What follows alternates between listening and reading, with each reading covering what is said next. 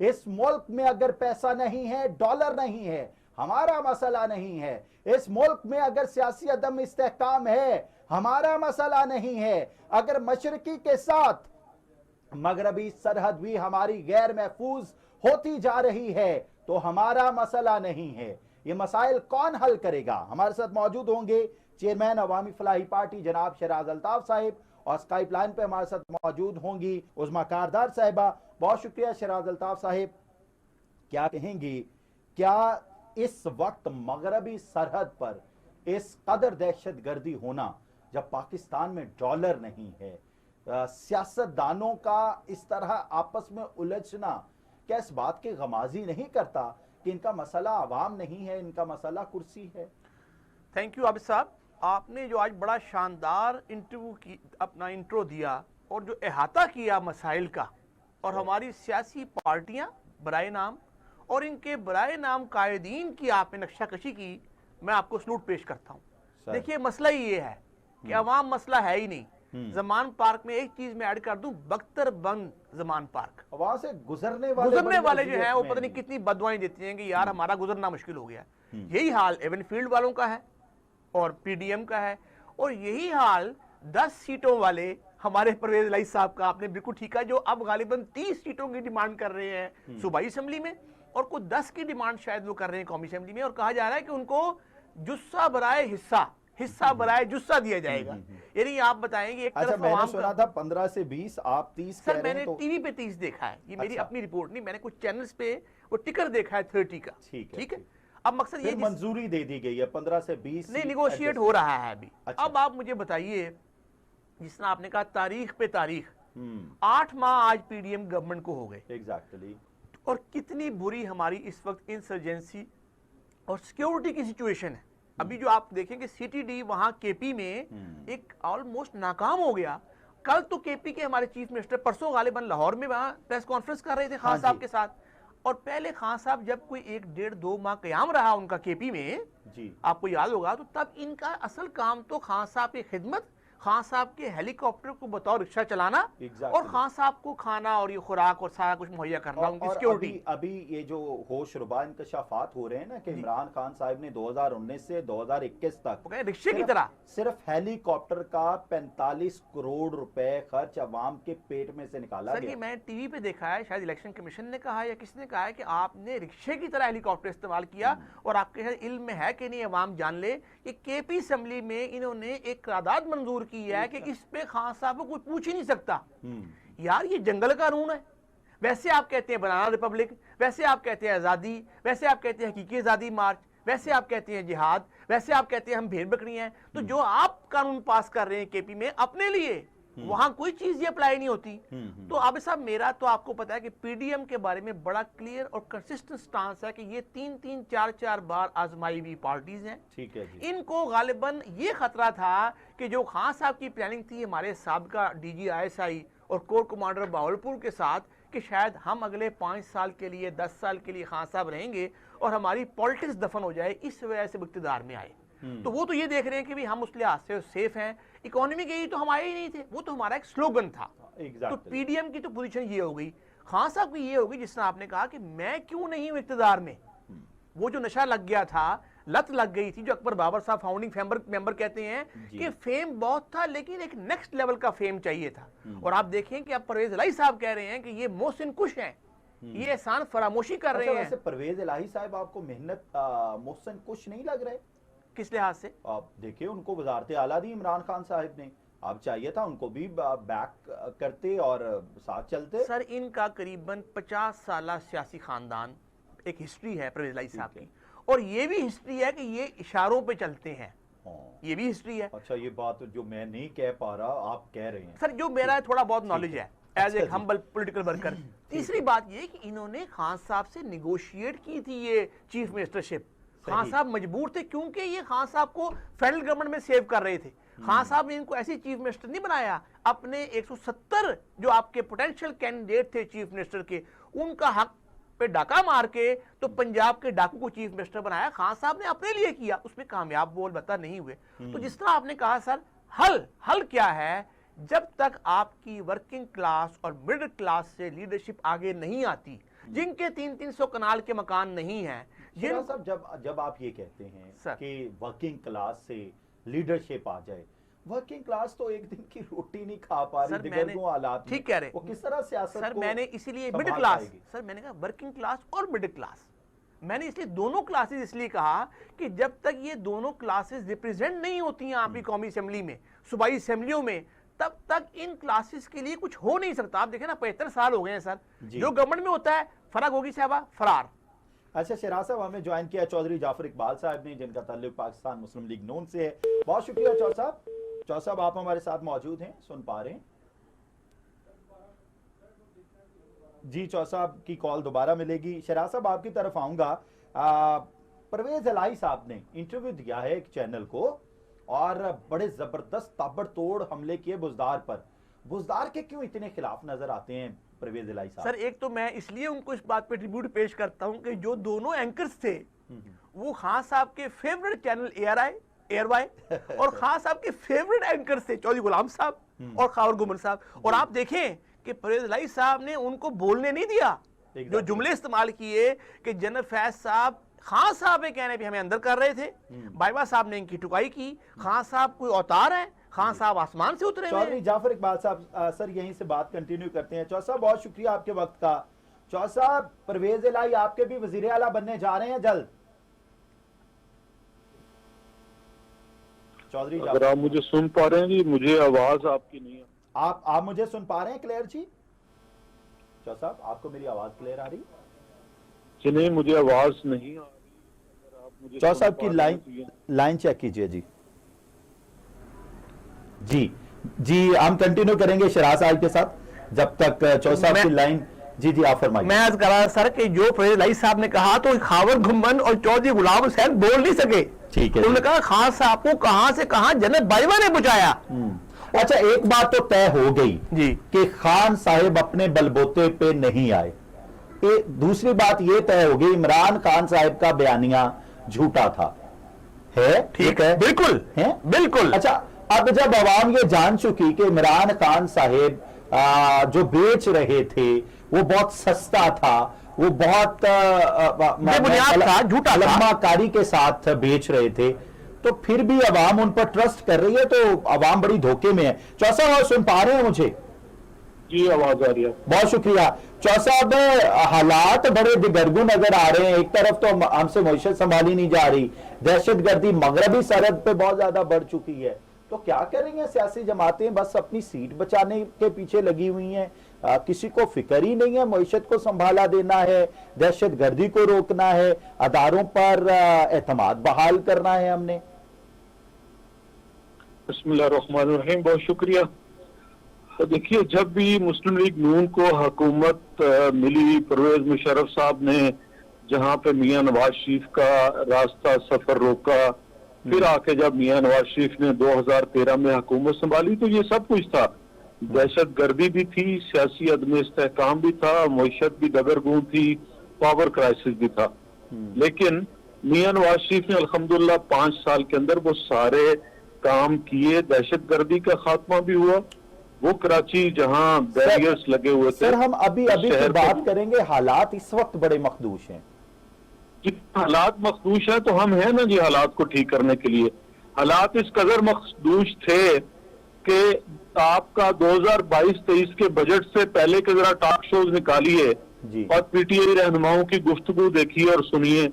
آپ ذرا ان کی وہ گفتگو سنیے اور تجزیہ نگار بہت سے. جب آئی ایم ایف کے ساتھ ہم ان کے پروگرام کے رینیول کے لیے اور آگے بڑھانے کے لیے بات کر رہے تھے تب کا سن لیں. اور پھر اس کے بعد جو کچھ ہوا نومبر کی 29 تاریخ سے پہلے یا 26 تاریخ سے پہلے جی, کیا کچھ نہیں سنا گیا, کیا کچھ نہیں کہا گیا. لیکن حکومت کس کی تھی, وزیر اعظم کون تھا, میاں شہباز شریف, لیڈ بائی میاں محمد نواز شریف. ٹھیک ہے, اور ہم نے وہ سارے امور بخوبی انجام دیے. اور اب اس سے آگے جو معاملات ہیں, آپ نے سنا نہیں جب آپ کو یہ کہا گیا کہ جی آپ وہ یورو بونڈز کی پیمنٹ نہیں کر پائیں گے, اور پھر وہ ہوا کی پیمنٹ, اور کوئی ایسی قیامت نہیں آئی. اللہ تبارک تعالیٰ اپنا فضل و کرم رکھے. میاں شہباز شریف صاحب اپنی کابینہ، اپنے اتحادیوں اور میاں نواز شریف صاحب کی رہنمائی کے اندر یہ سارے امور جو ہیں ان کو دیکھ رہے ہیں، کر رہے ہیں. ہاں ٹھیک. اس کے ساتھ ساتھ یہ جو پہلے لانگ مارچ چل رہا تھا اور وہ پھر گھومتا رہا، کبھی سنبڑیال چلا گیا، کبھی منڈی بہاؤالدین بڑا چلا وقت گیا، ضائع ہوا جی قوم کا، میں آپ کے ساتھ ہوں. اور پھر گھومتا گھماتا بالآخر آ کے راول پنڈی میں اپنے منطقی انجام کو پہنچا. ٹھیک اب وہ صاحب کے پاس اور تو کچھ ہے نہیں، اب وہ دھمکیاں لگا رہے ہیں. وہ جس طرح آپ نے دیکھا تھا ایک ایپیسوڈ ہوئی تھی، ایک سکندر نامی شخص پنڈی میں آٹومیٹک ویپن لے کے اور ڈی چوک میں آ گیا تھا، سر ایک سوال، جی اور پورا ملک ایک اس دور کی وجہ سے کتنی دیر جو ہے وہ معلق رہا. تو اب بھی یہ صاحب ہیں، ان کے ہاتھ میں یہ گدڑ سنگھی ہے، اسمبلی توڑ دوں گا. بھائی آپ توڑ دیتے، کاہے کا انتظار کر رہے ہیں؟ ٹھیک ہے. شراز صاحب آپ کتنے سے آپ سوال کو کرنا روکا چاہ ہے؟ رہے ہیں جی. جعفر صاحب السلام علیکم. جی. آج سے ملاقات ہوئی تھی نسیم صادق صاحب کے آفس میں، سیکٹری لائف ٹاک پنجاب. آج سے جی 6 سال قبل وعلیکم یاد السلام، ہوگا. بہت شکریہ. جعفر صاحب میرا سوال یہ ہے کہ یہ سب مسائل معیشی تو آپ جانتے ہی تھے، اور آپ کا کہنا یہ تھا کہ عوام مہنگائی سے مر جائے گی اگر ہم نے خان صاحب کو عدم اعتماد کے تحت ریموو نہ کیا، اور جو کہ ایک آئینی سٹیپ تھا میرے خیال میں آپ نے بالکل ٹھیک کیا. اب بات یہ ہے کہ آپ نے ایم ایف کیا، آپ نے سکوک بانڈز کیا، آپ نے یہ کیا وہ کیا. عوام تو یہ دیکھتی ہے کہ ہمارا پیٹرول 150 سے 230 ہو گیا، کل شاید 10 روپے کم ہو گیا، ہماری بجلی مہنگی ہو گئی، ہمارا پیٹرول مہنگا ہو گیا، آٹا مہنگا ہو گیا، چینی مہنگی ہو گئی، ہم پہلے سے زیادہ مہنگائی میں پس رہے ہیں. عوام تو یہ دیکھتی ہے جو آپ کے وعدے تھے. اس پہ آپ برائے کرم کب عوام کو ریلیف ملے گا؟ جی میں گزارش کرتا ہوں، جب ایک سال آپ کی گندم کی فصل اگر خراب ہو یا چاول کی فصل خراب ہو تو اگلی فصل سے پہلے زمین تیار کر کے بیج ڈال کے تو ایک سال تو آپ کو لگ جاتا ہے تب بھی حاصل کرتے ہوئے. یہ تو ملک ہے، یہ ملکی معیشت ہے. اگر آپ آٹے کی اور چاول کی بات کریں تو عمران خان صاحب نے ضرورت سے زائد، بلکہ جو ضرورت کی گندم تھی وہ بھی ساری باہر بیچ دی، اور تب سے لے کے آج تک ابھی تک آپ اپنے وہ ذخائر مینٹین نہیں کر پائے، اور ڈیمانڈ اینڈ سپلائی کی وجہ سے وہ آپ کو بھگتنا پڑ رہا ہے. ابھی ہم نے جو اقدام کیا جو شاید لوگ کم بتاتے ہیں، بتانا چاہیے. عمران خان صاحب کے ہوتے ہوئے ڈی اے پی کھاد کی نہیں تھی، لائنوں میں لگتے تھے، ڈنڈے کھانے پڑتے تھے، اور 12 سے 15 ہزار روپے بیگ تھا. ابھی آپ کو پورے ملک کے اندر ہم نے امپورٹ کی ضرورت تھی گندم کی فصل کے لیے، اور وہ ہر جگہ 9,500 روپے میں مل رہی ہے آپ کو، اور لوگ استعمال کر رہے ہیں. ٹھیک صاحب. یہ جو باقی معاملات ہیں، پیٹرول کی بات ہم نے سستا کیا، آگے بھی سستا کرنے جا رہے ہیں، اور انشاءاللہ تعالیٰ وہ کریں گے. ڈالر کو بھی 150 کنٹرول تک آ کریں جائے گے. گا جعفر صاحب؟ 150 تک آ جائے گا؟ دیکھیے ہماری کوشش تو ہے کہ ہم وہ 66 روپے پہ لائیں جو میاں نواز شریف نے کر کے دکھایا تھا. ہماری کوشش تو ہوگی کہ ہم ڈالر کو پھر 100 روپے سے بھی نیچے لے کے آئیں، اور کریں گے ہم انشاءاللہ. لیکن یہ تو سب ہمیں اس کے لیے بات ہو نہیں سکتا. سر آپ تو وہاں نہیں روک سکے. دیکھیے یہ ایسی کوئی چیز نہیں ہے کہ کوئی یہ ہینڈل ہے جس کو آپ نے موو کرنا ہے اور زور لگا کے روک لینا ہے. یہ ایک تکنیکی کام ہے. اور اگین اس کے اندر آپ کی امپورٹ ایکسپورٹ جو ہے، جب آپ کو گندم بھی باہر سے منگانی پڑ رہی ہو اور وہاں آپ کے ڈالر ہی لگتے ہیں نا، مبادلہ خرچ جب ہوتا ہے. ہمارے سر یہاں میرا محبت بھرا سوال ہے، جب ہم اتنی مشکل میں ہیں، جب مجھے پتا ہے میں گاڑی کا پیٹرول افورڈ نہیں کر پا رہا، میرا گھر نہیں چل رہا، تو میں بائک چلاؤں گا نا. تو بلاول بھٹو زرداری صاحب پچھلے 8 مہینے میں 2 ارب روپے کے بیرونی دورے کر چکے ہیں. کیا ہم اس بات کے متحمل ہو سکتے ہیں؟ بہت آپ کا خوب سوال ہے جی. دیکھیے کچھ چیزیں ایسی ہوتی ہیں جن کو آپ نے کرنا ہے، یقیناً کوئی اس کے لیے سستا ذریعہ ہو تو استعمال کرنا چاہیے. اور جب آپ کی ضرورت یہ ہو، ملکی ضرورت یہ ہو کہ آپ نے بین الاقوامی سطح پہ آف اینڈ آن روٹین سے ہٹ کے جانا ہے، اور جا کے وہ جو بین الاقوامی سطح پہ آپ کہاں سے کہاں پیچھے سفارتی محاذ پہ چلے گئے تھے. ظاہر بات ہے ڈرائیوری کرنے سے سفارتی محاذ تو نہیں سنبھالا جاتا نا، ڈرائیور کو تو لوگ ڈرائیور ہی کنسیڈر کرتے ہیں. تو پھر اس میں یہ خرچ اٹھانا یقیناً اگر اس سے بچا جا سکے بچنا چاہیے. لیکن کچھ کام ایسے ہوتے ہیں، پروفیسر احسن اقبال صاحب نے ہمیں ایک چیز پڑھائی تھی کہ قیمت کے فوائد، کاسٹ بینیفٹس، آپ پہ خرچہ کرتے ہیں. میں اور آپ ہم سب اپنے بچوں کی پڑھائی اور صحت پہ اپنے سے زیادہ خرچہ کرتے ہیں، اور ضرورت سے زائد بھی کوشش کرتے ہیں، اور بہت ساری چیزیں متاثر بھی ہوتی ہیں. بلاول بھٹو زرداری صاحب جس طرح سے پاکستان کا مقدمہ، چاہے وہ انڈیا کے ریلیٹڈ ہو چاہے وہ باقی ممالک کے ساتھ تعلقات ہو, چاہے وہ IMF کے ساتھ, یا سیلاب کی تباہ کاریوں کے دوران دنیا کو یہ بتانا ہو کہ ہمیں آپ کی توجہ چاہیے, آپ یہ کلائمیٹ چینج کی وجہ سے ہم جو نشانہ بن رہے ہیں اس میں آئیے ہماری مدد کیجیے. اور آپ نے دیکھا کہ آپ کے پاس جو ہے وہ چل کے لوگ آئے, پر آ کے انہوں نے یہاں تک کہ جو سیکرٹری جنرل ہے اقوام متحدہ کے وہ بھی آئے, اور کس بات پہ آئے کہ ہاں پاکستان کے ساتھ کھڑا ہونا چاہیے. جب وہ آپ کے بدلتا ساتھ ہے آ کے رنگ کیسے کیسے. ویسے چودھری صاحب آپ کے منہ سے بلاول بھٹو زرداری کی اس پرفارمنس کی باتیں سن کے بڑی بڑی خوشی ہو رہی ہے. آپ اسی طرح عمران خان صاحب کے ساتھ, اسی طرح پرویز الہی صاحب کے ساتھ آپ معیشت پہ کیوں نہیں اکٹھے ہو جاتے؟ سب سے زیادہ ضرورت ہے اس وقت. بہت جزاک اللہ, حکومت ہے بہت آپ خوب کی سوال اکٹھی. کیا, بہت خوب سوال کیا. جب میرا لیڈر اپوزیشن لیڈر تھا قومی اسمبلی کے اندر تو وہ آن ریکارڈ ہے کہ خان صاحب آئیے بیٹھیے, اور خان صاحب کیا کرتے تھے اپنے وزراء کی کرسیوں کے پیچھے سے گھومتے آتے تھے کہ اپوزیشن لیڈر سے ہاتھ نہ ملانا پڑے. جب میرا قائد وزیر اعظم بنا میاں شہباز شریف, اگین ہی سیٹ کہ آئیے خان صاحب, اور آج بھی ہم تو کہہ رہے ہیں بہت سارے بیک ڈور جو ان کے عمران خان صاحب کے سینئر رفقا کار ہیں وہ رابطے کرتے ہیں اور رابطے میں رہتے ہیں. ہم نے تو ان سے انہیں دعوت دی ہے کہ خان صاحب آئیے اور اپوزیشن لیڈر کی کرسی سنبھالیے. آپ کو جو مینڈیٹ ملا ہے, جو زندگی نے موقع دیا ہے, اس میں بطور اپوزیشن اپنا کردار ادا کیجیے. لیکن عمران خان ایک ایسی شخصیت ہے. جی میں ٹھیک ہے چودھری صاحب, میں آپ کی بات سے اگری کرتا ہوں, یہ آپ بالکل ٹھیک کہہ رہے ہیں. ہمیں عمران خان صاحب سے بہت سارے گلے ہیں اور ہم بار بار اعتراض کرتے رہیں گے. جو آپ سے گلہ ہے وہ یہ کہ 4.5 ارب روپے کی LCs اس وقت کھولنے کی اشد ضرورت ہے. اگر آپ نہیں کھولتے تو تاجر مر جائے گا, اگر آپ نہیں کھولتے تو ملک کا بڑا نقصان ہوگا. آپ کہہ رہے ہیں کہ ہم کچھ نہیں کریں, ہم کہہ رہے ہیں آپ کے یہ الفاظ اور آپ کی یہ چیزیں, بالکل میں اتفاق کرتا ہوں کہ بہت ساری چیزیں ہمیں بیرون ملک سے منگانی ہیں, لیکن اگین جب کوئی ایسی کریشل صورتحال ہوتی ہے تو پھر آپ کو ریویو کر کے اور آپ کو بالکل جو اسینشل چیزیں ہیں ان کی طرف جانا پڑتا ہے. اور یہ ہماری ذمہ داری ہے بطور حکومت کہ ہم وہ چیزیں جو ہماری بنیادی ضرورت ہیں ان کے لیے فنڈز بھی مہیا کریں گے, LCs بھی کھولیں گے. وہ ایک حکمت عملی ہے, اور حکمت عملی ریلیٹڈ کس سے ہے؟ اس پیسے سے جو بیرون ملک سے آنا ہے. اگین اگر عاصم سلیم باجوہ صاحب جیسے سجیلے جوانوں کو سی پیک نہ سونپا جاتا اور سی پیک کی ساری فنڈنگ جو ہے اسے تحس نحس نہ کیا جاتا تو پچھلے 4 سال میں آپ کے پاس کم و بیش 30 سے لے کے 52 ارب ڈالر آنا تھا. ٹھیک ہے, پر آج اگر وہ دوبارہ ریوائیو ہونے جا رہا ہے اور دوبارہ چائنا کے ساتھ بات چیت کے بعد اب وہ پیسہ آنے کی ہمیں امید ہے اور انشاءاللہ آئے گا, تو مجھے یقین ہے ہم انشاءاللہ بہتری کی طرف جائیں گے. ہم صرف 4 کچھ نہیں, کئی ارب ڈالر کی جو ہے وہ LCs کھول سکیں گے. ٹھیک ہے سر. شہراز صاحب آپ ایک سوال کر لیجئے, اس کے بعد جعفر صاحب, جو ہمارا ہر سال کو 1.5-2 خرب کا نقصان ہے, 1500-2000 ارب کا, steel mill, PEPCO, DISCO, PIA, LESCO, government کے بے تحاشا ادارے, اس میں ریفارمز کیوں نہیں PDM کر سکتی؟ کیا امر مانے ہے کہ اپنا یہ نقصان تو ہم کم کریں؟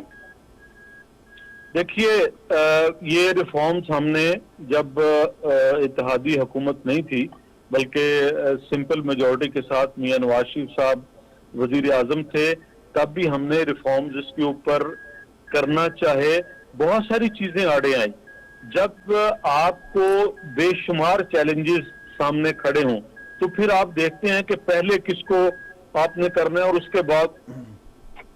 کے بعد آپ کون سے پوائنٹ اور کس طرف جائیں گے. ایسا نہیں ہے کہ ہم ان چیزوں سے غافل ہیں, ہم بالکل, ہماری ان کے اوپر توجہ ہے.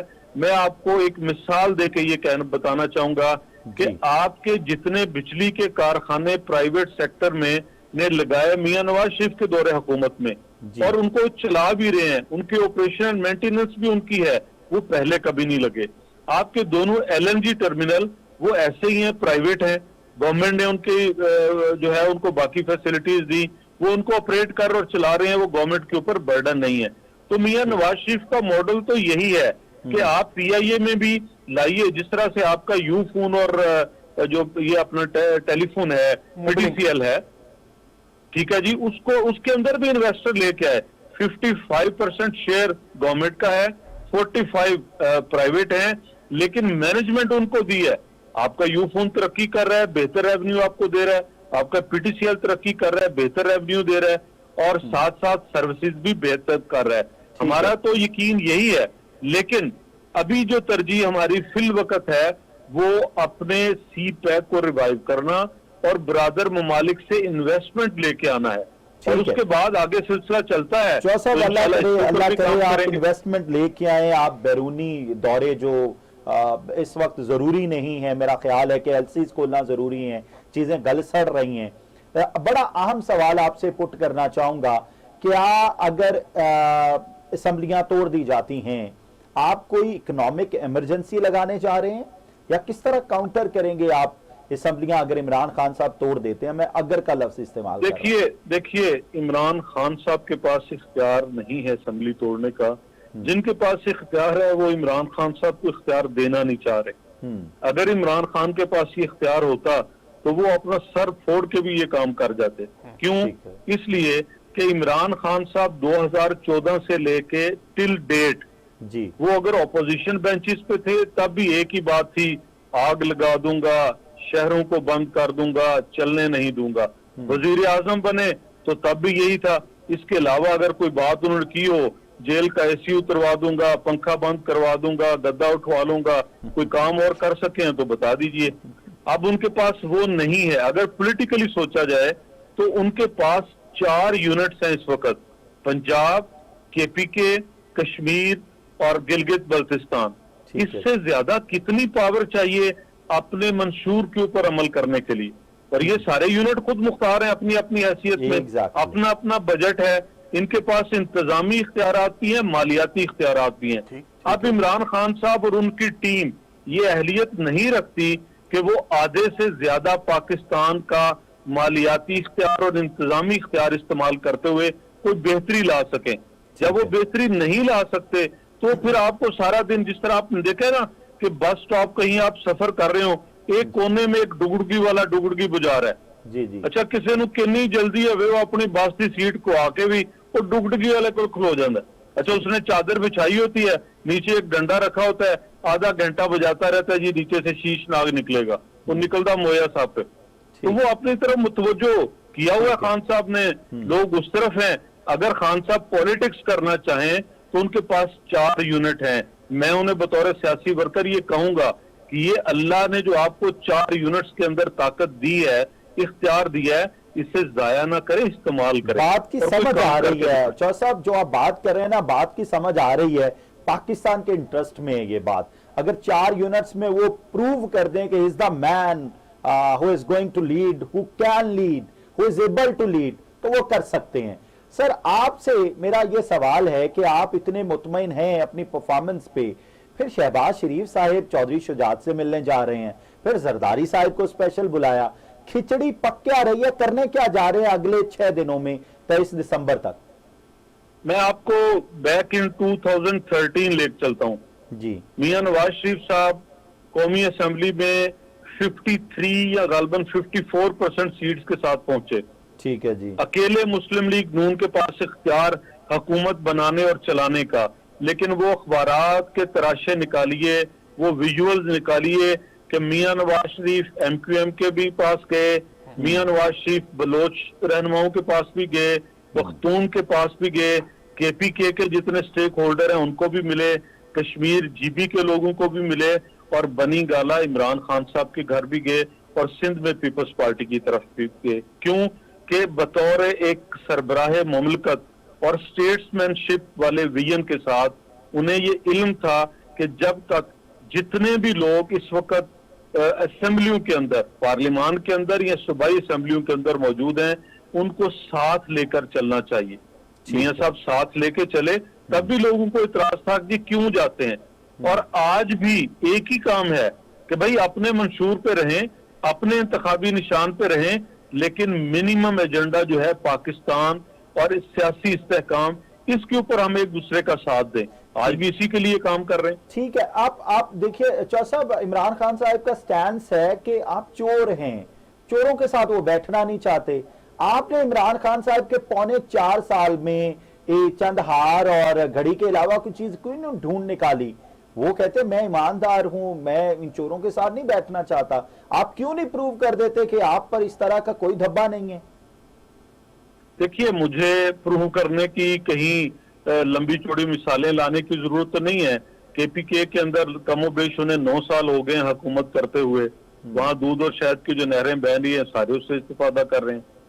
ابھی خود ان کے وزیر اعلیٰ کہہ رہے تھے تنخواہوں کے لیے پیسے نہیں ہیں, صوبہ جو ہے وہ بینکرپسی کی طرف جا رہا ہے. یہ حالت ہے. کوئی ایک ادارہ بتا دیں وہاں پہ انہوں نے بنایا ہو, کھڑا کیا ہو, اور کوئی ایک ادارہ پنجاب کے اندر 4 سال میں بتا دیں جو قابل ذکر ہو کہ یہ انہوں نے نیا کام کیا ہے یا نئے انداز میں کیا ہے یا یہ بہتری کی ہے.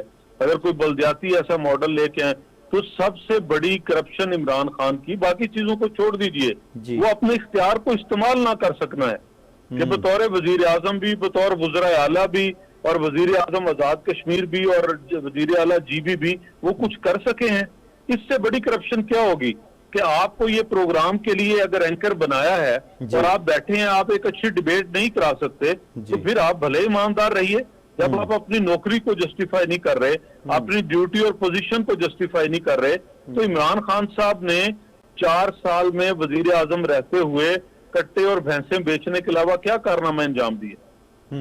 آپ کہہ رہے ہیں کہ عمران خان صاحب کی کرپشن یہ کہ وہ اپنے اختیارات کو استعمال ہی نہیں کر پاتے, یہی؟ جی, کچھ دیکھیں نا, بطور وزیر اعظم اختیار تھا آرمی چیف 3 سال بعد نیا لگانا ہے. بطور وزیر اعظم اختیار تھا کہ ملک کے پی ایس ٹی پی کو بڑھانا ہے. بطور وزیر اعظم یہ اختیار تھا کہ آپ نے بین الاقوامی سطح پہ پاکستان کو بہتری کی طرف لے کے جانا ہے. بطور وزیر اعظم یہ اختیار تھا کہ وہ 52 ارب روپے کا سی پیک اس کو پایا تکمیل تک پہنچانا ہے. بطور وزیر اعظم یہ تھا کہ وہ موٹر وے جو لاہور سے چل کے سیالکوٹ پہنچا ہے, 4 سال میں اسے کلر سعیدہ پنڈی اور اسلام آباد سے جڑنا تھا. جو موٹر وے حقلہ سے چل کے ڈی آئی خان پہنچا ہے اور جو گوادر سے چل کے کوئٹہ آ گیا ہے, وہ ڈی آئی خان سے کوئٹہ آپ نے ملانا ہے. But he was not able to do so. ٹھیک ہے, دیامیر بھاشا ڈیم کی بات کر لیں, ہم 70 ارب روپیہ لگا کے زمین خرید کے دے کے گئے. آپ پوچھئے ذرا کسی پی ٹی آئی کے صاحب سے کہ انہوں نے ایک پائی لگائی ہے دیامیر بھاشا پہ, اور وہ ایک ثاقب نثار صاحب ہوا کرتے تھے, بہت فکر تھی انہیں بھی ڈیموں کی, اور آج کہاں ہیں وہ, اور وہ 10 ارب روپیہ کہاں ہیں, کہاں کرپشن نہیں کی. آپ پوچھ کیوں نہیں رہے, 8 مہینے ہو گئے آپ کو آئے ہوئے, آپ پوچھ کیوں نہیں رہے سر؟ جی دیکھیے, ہم بجٹ بنائیں گے, ہمارے بہت سارے کام ہیں جو اس وقت کرنے کے ہیں, اس کام پر بھی توجہ ہے, یہ کام بھی کریں گے, بھلے انداز میں کریں گے, ہم اسے انتقام کے لیے نہیں کریں گے. سر عمران خان صاحب تو کہہ رہے ہیں مجھ سے انتقامی کارروائی کی جا رہی ہے. انہیں کہیے وہ اپنے حق پہ جانب ہے یہ کہنے میں. انتقام تو عمران خان نے اس پاکستان سے لیا ہے کہ اس کو وزیر اعظم کیوں بنایا, اور اس کو وزراء اعلیٰ کی کے اختیارات اور یہ حکومتیں 4 کیوں دی ہیں, اور وہ انتقام اس صورت میں بھی لے رہے ہیں کہ وہ صوبوں میں کام ہی نہیں کرنا چاہ رہے. اچھا, وہ کام نہیں کرنا چاہ رہے. سر یہ بھی فرما دیجئے کہ کب تک آپ کے خیال میں یہ تمام سیاسی معاملات, سیاسی عدم استحکام کی فضا ختم ہو جائے گی؟ کوئی عوام کو خوشخبری دے دیجئے. یہ کوئی یک طرفہ نہیں ہے. دیکھیے, اگر تو میرے کرنے کا کام ہے, میں کہوں جی میں کر لوں گا, 10 دن کے اندر کر لوں گا, جو میری ڈیوٹی ہے آئی ایم ڈوئنگ دیٹ. میں تو انہیں کہہ رہا ہوں آئیے اسمبلی کا حصہ بنیے, آئیے ڈیبیٹ کیجئے, آئیے لیجسلیشن میں حصہ لیجئے, آئیے بجٹ کے اوپر اپنی تجاویز دیجئے. اب اگر وہ الیکٹ ہونے کے باوجود اسمبلی سے باہر بیٹھے ہیں اور وہ اس ملک کا مذاق بنانے پہ تلے ہوئے ہیں, آپ دیکھیے کہ 9 سیٹوں پہ انتخاب لڑنا کیا دانش مندی ہے؟ وہ شخص جس کو وزیر اعظم کا منصب اس آئین اور قانون نے دیا, پاکستان کے عوام نے دیا, وہ کہہ رہا ہے میں 9 سیٹوں پہ کھیلوں گا, 7 میرے پاس آ گئی, میں ایک بندہ ایک فرد واحد 9 سیٹوں پہ لڑا, 8 آپ سے لے گیا. نہیں, وہ ایک الگ بحث ہے, وہ ایک الگ بحث ہے. میں یہ کہہ رہا ہوں کہ کیا 7 سیٹیں جیتنے کے بعد اگر صرف یہ بتا دیں کہ آپ کو برا نہیں لگتا کہ آپ کی پاپولیرٹی 0 ہو گئی. چلے وہ الگ بحث ہے, اس کے اوپر ایک پروگرام رکھ لیں, تفصیل سے کریں گے. ابھی تو موصوف کو ڈسکس کر رہے ہیں کہ وہ 7 سیٹوں پہ جیت گئے, کیا 7 سیٹوں پہ نمائندگی اسمبلی میں کر سکیں گے؟ نہیں کر سکتے. 1 سیٹ رکھ رہے ہیں. 8 پہ جیتے تھے سر. چلے 8 پہ جیت گئے, 9 پہ جیت گئے, وہ بھی انہوں نے کہا بھاگری کی ہے آپ نے. نہیں دیکھیے لیکن کیا وہ ان سیٹوں کے اوپر اسمبلی میں جا کے 8 پہ نمائندگی کر سکتے ہیں؟ ٹھیک ہے، بہت شکریہ چودھری جعفر اقبال صاحب جن کا تعلق پاکستان مسلم لیگ نون سے، ہمارے ساتھ موجود تھے۔ شیراز الطاف صاحب ہمارے ساتھ اسٹوڈیوز پہ موجود ہیں۔ ایک بریک لیتے ہیں، بریک کے بعد حاضر ہوتے ہیں اور کوشش کرتے ہیں کسی طریقے سے کوئی حل نکالا جائے کہ پاکستان سے سیاسی عدم استحکام ختم ہو جائے۔ بریک کے بعد حاضر ہوتے ہیں، آپ ہمارے ساتھ رہیے گا۔ بریک کے بعد خوش آمدید ناظرین، ہمارے ساتھ اسٹوڈیوز میں موجود ہیں عوامی فلاحی پارٹی کے چیئرمین شیراز الطاف صاحب، اور ٹیلی فون لائن پہ ہمیں جوائن کیا ہے عظمیٰ کاردار صاحبہ نے۔ عظمیٰ کاردار صاحبہ، عمران خان صاحب کو آپ نے بھی دھوکہ دے دیا تھا، پرویز الہی صاحب بھی دھوکہ دینے جا رہے ہیں، یا یہ پھر کوئی سیاسی چال ہے کہ آپ جائیں اور برس پڑے مجھ پہ، یہ اس طرف لگ جائیں اور اس کے بعد ہم اپنا کام کر لیں؟ عابد آپ اپنا ریفریز کریں سینٹنس۔ دھوکہ ہم نے نہیں دیا، دھوکہ ہم سے عمران خان نے کیا ہے، پارٹی سے عمران خان نے نکالا ہے ہمیں۔ اور پرویز الہی صاحب جو ہیں، یہ آپ کو پتہ ہے کہ پچھلے 4 سال سے میں نے ان کے ساتھ بڑا کلوزلی کام کیا ہے۔ ان کو جتنی عمران خان کے ساتھ ان کا اتنا بدمزگی اور برا جسے کہتے ہیں ٹرسٹ ڈیفیسٹ تھا کہ بالکل ایک دوسرے کو یہ برا بھلا کہتے رہتے تھے، پارٹیز ایک دوسرے کو کسی کو ایک دوسرے کو خاطر میں نہیں لاتے تھے۔ اگر ان کو سی ایم بنانا ہوتا نا عمران خان نے، تو 1.5 سال پہلے بنا دیتے۔ جب یہ کہہ رہے تھے، ہاتھ اٹھا کے ان سے التجا کر رہے تھے کہ وزار نے برباد کر دیا ہے، پنجاب کرپشن جو ہے وہ عروج پہ پہنچ گئی ہے، آپ خدارہ کچھ یہاں پہ ایکشن لیں، لیکن نہ عمران خان نے لینی تھی نہ لی، بلکہ وہ آپ کو پتہ ہے کہ میں تو بڑے افسوس سے کہنا پڑتا ہے، آپ کے سامنے مثالیں علیف خان کی ہیں، جہانگیر ترین کی ہیں، وہ ایک ان کے لیفٹ پہ ہوتے تھے، ایک ان کے رائٹ پہ ہوتے تھے۔ وہ تو کہتے ہیں کرپٹ لوگ تھے، میں کرپشن کا کبھی بھی سرگنا نہیں بن کے جی سکتا، میں تو نیک لوگوں کے ساتھ چلوں گا، ایماندار لوگوں کے ساتھ چلوں گا۔ اب بھلا آپ یہ بتائیں نا کہ 2011 سے لے کے تو 2019 تک تو ان میں کوئی برائی ان کو نظر نہیں آئی، نہ وہ بے ایمان تھے، نہ وہ کرپٹ تھے، نہ وہ کچھ اور معاملہ تھا۔ اس وقت تو وہ عمران خان کے سب آپ کو پتہ ہے، سب ان کے لوگ کہتے تھے یہ ان کے اے ٹی ایم ہے، اور عمران خان نے خوب ان کو استعمال کیا۔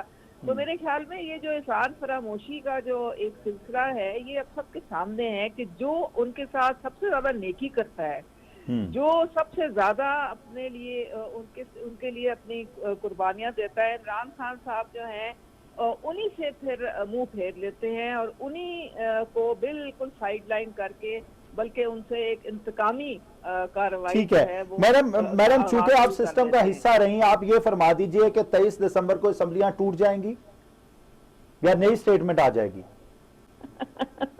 آپ خان صاحب کو جانتے نہیں ہیں، صبح کچھ کہتے ہیں، آپ سے بہتر نہیں نہ جانتا، رات کو کچھ دیکھیں۔ پہلے وہ ایسے نہیں تھے، آئی ایم سوری ٹو سے، جب میں ان کے ساتھ تھی تو وہ ایسے نہیں کرتے تھے۔ جو اب انہوں نے ان کے ساتھ ڈیلی کا ہم دیکھ رہے ہوتے ہیں کہ اب تو ایک سپیچ میں کبھی کہتے ہیں کہ اسٹیبلشمنٹ کو نیوٹرل رہیں، کبھی کہتے ہیں کہ آپ کا فرض بنتا ہے کہ آپ جنرل الیکشن کروائیں اگلے 3 مہینے کے اندر۔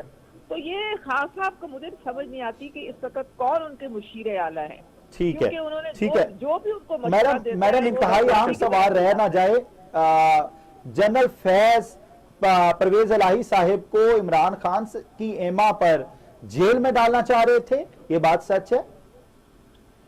دیکھیں میں کچھ کہنا نہیں چاہوں گی، لیکن جو بھی باتیں اب کھل کے سامنے آ رہی ہیں، جنرل فیض نے کوئی ایک بڑا پازیٹیو رول نہیں پلے کیا، وہ بہت کنٹروورشل ہو چکے تھے، اور میرے خیال میں شاید یہی وجہ تھی جس کی وجہ سے انہوں نے اب ارلی ریٹائرمنٹ بھی لے لیا، آپ کے سامنے ہے یہ۔ تو میں اس معاملے میں بات نہیں کرنا چاہوں گی، لیکن افسوس سے کہنا پڑتا ہے کہ جہاں سارا الزام تراشی اور سارا جو قصور ہے منبع وہ ڈال رہے جنرل باجوہ سے، حقیقت میں یہ بات بھی نکل کے سامنے آ رہی ہے کہ عمران خان کے ڈائریکٹ انڈر کمانڈ جنرل فیض تھے، اور وہ ان کے آرڈرز ڈائریکٹ۔ ٹھیک ہے، ٹھیک ہے۔ شیراز الطاف صاحب آپ سے سوال کرنا چاہ رہے ہیں۔ جی میڈم السلام علیکم، آپ کا نیبر شیراز الطاف۔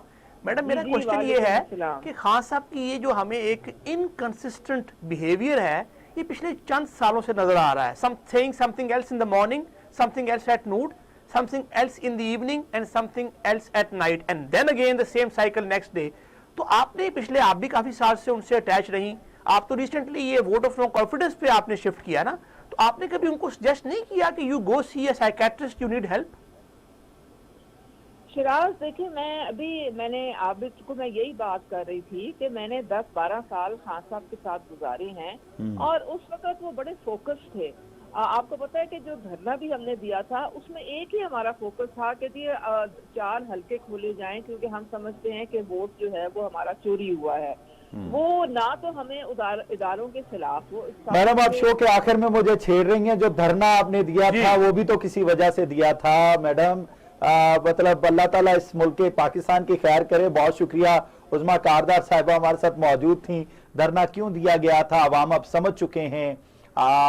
میرا یہ خیال ہے کہ اس وقت تمام سیاسی پارٹیوں کو تمام تر ماضی کی باتیں بھلا کے بیٹھنا چاہیے, سوچنا چاہیے کہ ہم مغربی بارڈر کو محفوظ کیسے کر سکتے ہیں, ہم معیشت کو کس طرح سے سٹرونگ کر سکتے ہیں, ہم اداروں پر اعتماد کو کس طرح بحال کر سکتے ہیں, کیونکہ اگر ادارے مضبوط ہیں تو ہم مضبوط ہیں.